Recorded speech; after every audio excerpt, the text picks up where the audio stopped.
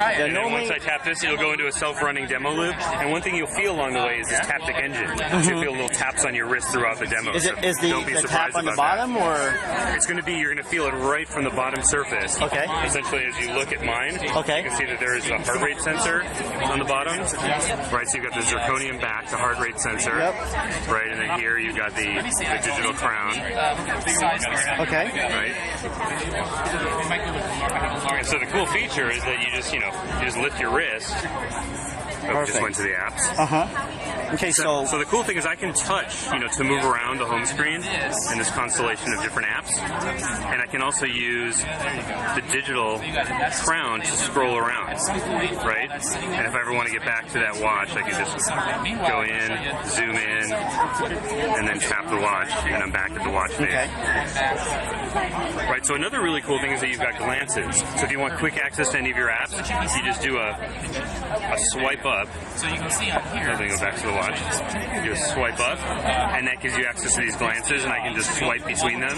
So I can get this world clock here, local weather, and the Apple stock price. Right, so if we want to... And then I just basically swipe down, and it brings me back to the watch face. So another cool thing is that the Apple Watch can tell the difference between a tap and a press. So if I hold and press, it brings up this customization menu. Right, so I can go through and I can try different watch faces. Let's say I want Mickey Mouse, I can get that one. There's a modular one as well. If I want, I can go in and I can even customize it, and then use that digital crown to change the color. See how it's going pink, yellow, there's green, there's yellow. And you can see as I move the digital crown, I'm not obscuring the interface, and that's a big part of that user interface. Right, so we've got Watch OS has essentially been developed for the Apple Watch to live on your watch. The other thing you can do is if I swipe to the right, I can even adjust all the different, what are called complications in the industry, all these different elements, whether it's a stopwatch, let's say instead of a stopwatch I want it to be London time, or I want it to be the date. So it's very, very easy to customize that. And I can also do tapping. So if I wanted to right, and then I can go back and switch back to the original watch face that I was doing.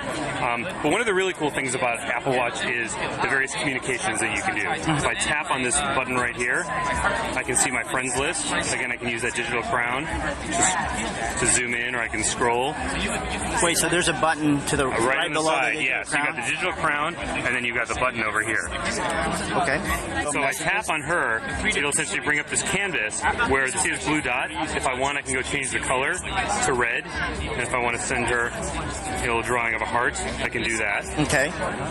Right, and you see it'll erase it, and then it basically will send Jane, and she'll see that heart. The other thing I can do is if I change the color, if I don't draw and I just tap, I can send these little messages. So you can have a little code like, hey, 3 taps in blue means let's get out of this party, or something like that. And then the final thing is if I put my 2 fingers on it, it sends her my heartbeat. Gotcha. 2 fingers for how long? Just as soon as you put it on, it picks up your heartbeat, and it's using that sensor on the back. Gotcha. Right?